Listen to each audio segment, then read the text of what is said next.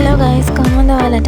අපි CapCut app එක ගැන චුට්ටක් කතා කරමු. මොකද මට මේ දවස්වල තියෙන ලොකුම ප්‍රශ්නේ තමයි වීඩියෝ එකක් හරියට එඩිට් කරගන්නේ කොහොමද කියන එක.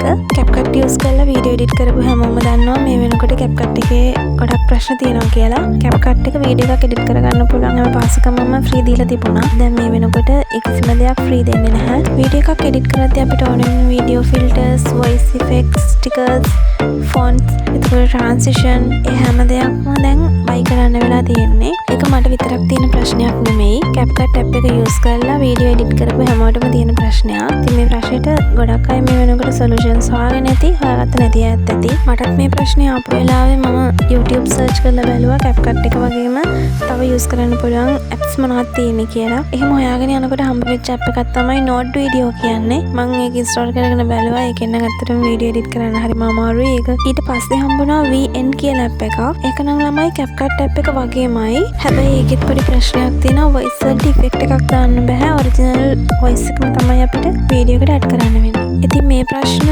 ආපු ගොඩක් අය මේ වීඩියෝ එක බලනවා ඇති, දකින්න ඇති.